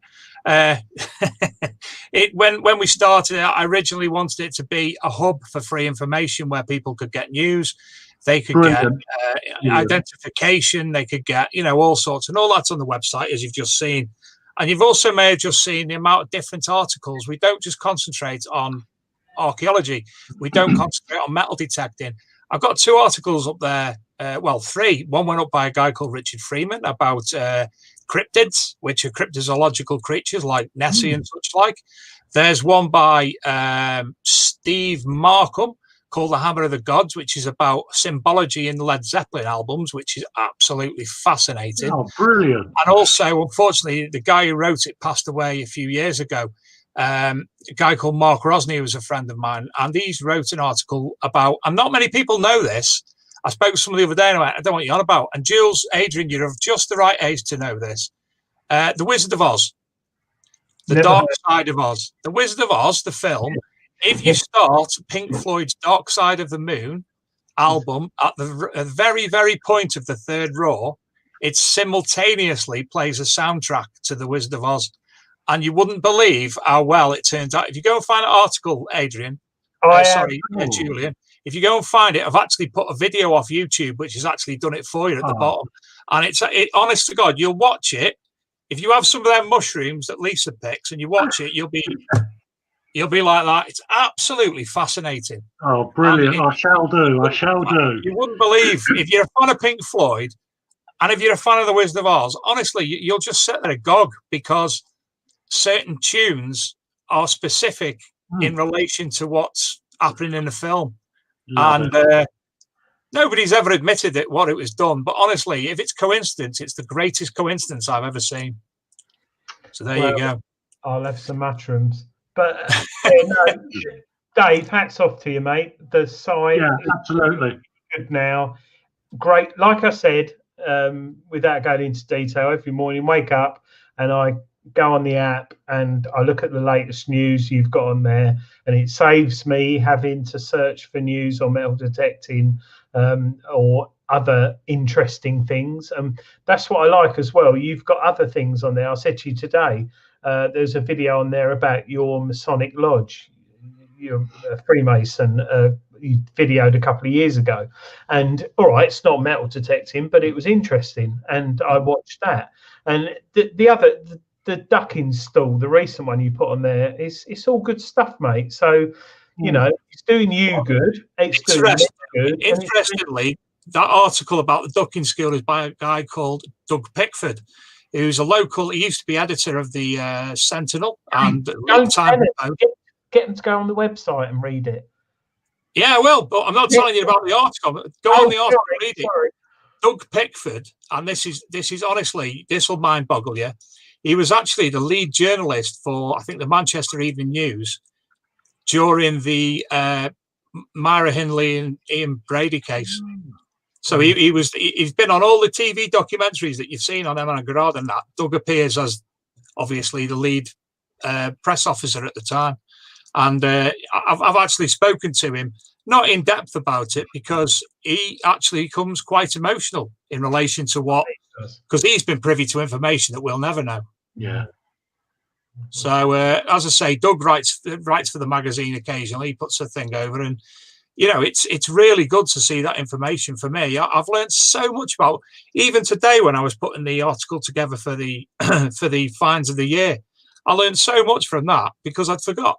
So I think in this day and age, currently COVID, you can spend a lot of time searching on the internet, looking at YouTube, social media, but it's good for your mind to read. Yes, it really is. Just read. Don't look at pictures. Don't sit looking at TikTok for 14 hours like most youngsters do, but read something, fill the brain up. You know, it refreshes. You know, if you treasure hunting or the Archimag app. Oh God, app.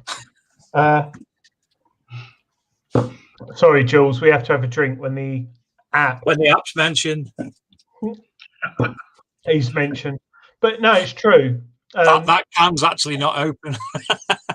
Is it a can? I thought you had red wine, Jules. No, mine. Yeah, I've it's Spartan now. Look, get Lisa to crush some more grapes for you from your Roman football. She's gone to bed where she's preparing for a lecture on relevance.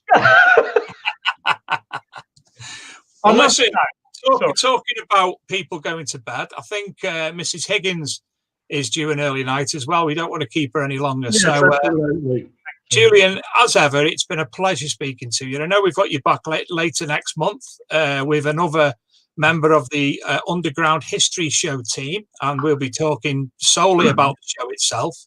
I've just lined up, Luke's lined up one guest, and I've lined up another two guests who've never been on the show.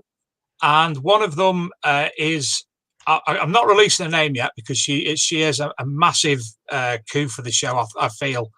And she'll be on hopefully on the 29th of January. And there's a young lady as well I've contacted today called History by Kaylee, which is a YouTube channel, which is basically a young lady from Holland discussing all things interested by her. So, for instance, she'll concentrate on Stonehenge and she'll do a video talking about Stonehenge, etc., etc. Absolutely brilliant YouTube channel. So, Kaylee, we hope, are going to be coming on as well in early February. So, and then we've got another chap who's coming on regarding the Holy Grail. So, sorry, next week we have, can't remember the names, but they are two people from representing Kellyco, which is one of the lead American metal detecting stores. Am I right in saying, everybody? One of the biggest metal detecting distributors in the UK, in America. Sorry, yeah, in America. Don't forget Chris Cutler. Yeah, I'm just getting that. Yeah, on the 14th is Chris Cutler from Archie. Which can you just describe Archie for us, Adrian? Archie, Chris Cutler. He's written a few articles for Treasure Hunting magazine, if I'm right, Jules. Yeah, certainly has. Yeah, Chris spends pretty much all his time researching historical maps of England and all over the country and uploading them to his website, Archie. I've forgotten what it is, but he's got a website, Chris Cutler. Google him. And on there, you can pay for a subscription and you can find out where your local historical finds were found, and also the historical maps into research. He's got some really, really good stuff for the whole UK, and he devotes so much of his time to it. And he's also found some very rare coins, gold coins, last year, which is hitting a national press based on his research. So I've forgotten the name of his website, but if you Google him, Chris Cutler, Kutler, you'll find more out about him. But yeah, really interesting guy.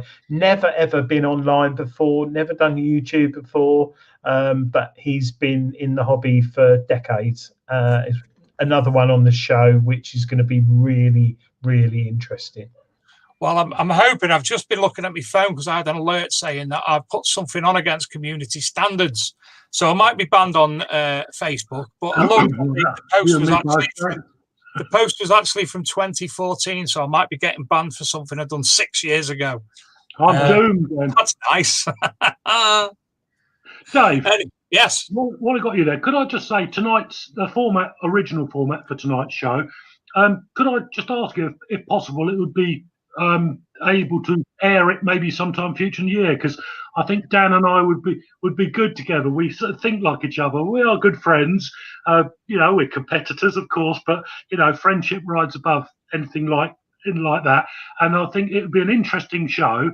And I think Dan and I would bounce off each other really coolly, sort of thing. I think, listeners might, or viewers as well, might appreciate that. So something maybe just to bear in mind for the future. Absolutely, I'd love to. I mean, I've asked Dan to come back and do a show solely regarding the Searcher and everything about the Searcher. So he's agreed to do that when he's got the opportunity. But certainly, we'd love to have you. You're welcome back anytime, young man. You're one of my favourite guests on the show. Thank you. I'd just like to say, Dave, not only thanking you for letting me be on the show, but also Jules, who I've known for a few years now. And I'm very, very fortunate to be able, he doesn't live too far away, to listen to him waffle on. Most people, like my wife, would probably fall asleep. But driving Jules to Detectival last year, spring and summer, oh my God, I'd pay him. I don't charge him to drive him there, but the guy has got so much knowledge, and it's a privilege for being involved with Treasure Hunting magazine. And I thank you, Jules, for being a friend and also someone who's taught me a lot over the years. And thank you for coming on the show, because you guys are. Thank you. Wow, what can one say? You guys are more than welcome. When I first met Dave at a Detectival years back, I knew you just know some people you're going to get on with and you're going to be lifelong friends. Like, same applies to yourself, Adrian. It's been a privilege. And on that final note of friendships, I'd like to say, thank you to everyone tonight for listening, putting up with the old baldy, having a right yarp on about stuff again. And I'd like to wish you all, every single person in the UK, particularly detectives, because that's just the way I am, but have a really happy new year. Shouldn't be too bloody difficult after the one we've just had, but let's hope things are going to get more positive, much better, and let's get out in those fields again, finding what we know lies out there for each and every one of us. Sometimes you have to look sideways, and the treasure of the hobby is that mate who's been detecting with you for 15 years. It's not all about the hoards and the glory. Some of it is, but sometimes we need to all look around, take a step back and look at the guys that are surrounding us, because that, perhaps debatable sometimes, is the true treasure of our hobby. Certainly is. Well, Julian, Happy New Year to yourself and Lisa. To you.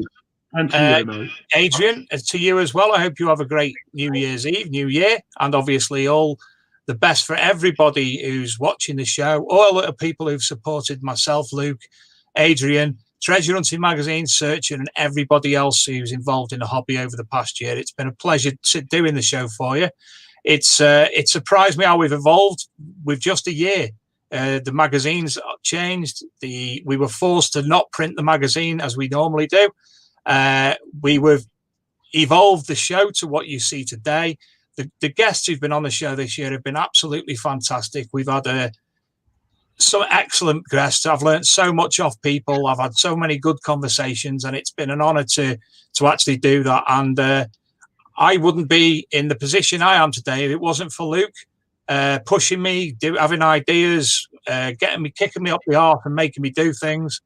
And I've got to give Scott Holden from Detector Network a big shout out as well. If it wasn't for Scott over the past 2 months, where everyone else has been busy at work and I've been sat at home, he's kept me ticking, and he's helped obviously rebuild the website, launch the app.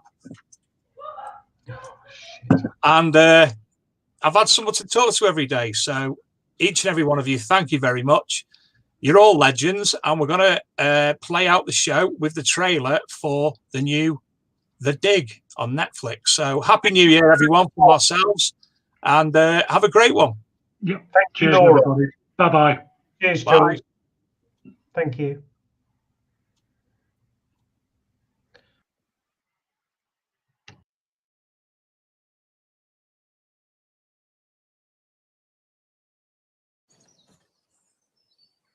Should we take a look at them then? Right.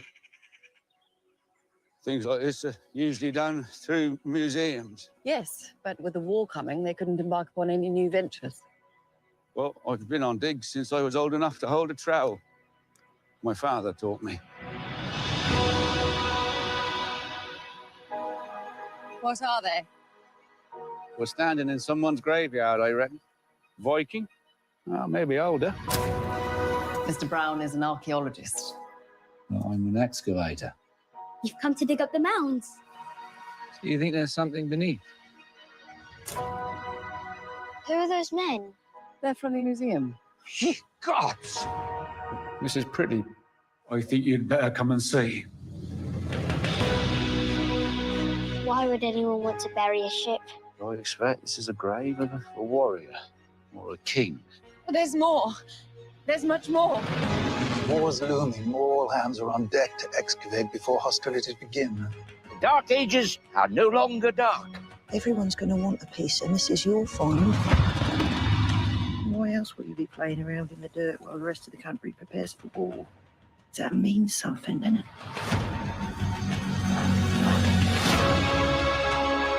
From the first human handprint on a cave wall,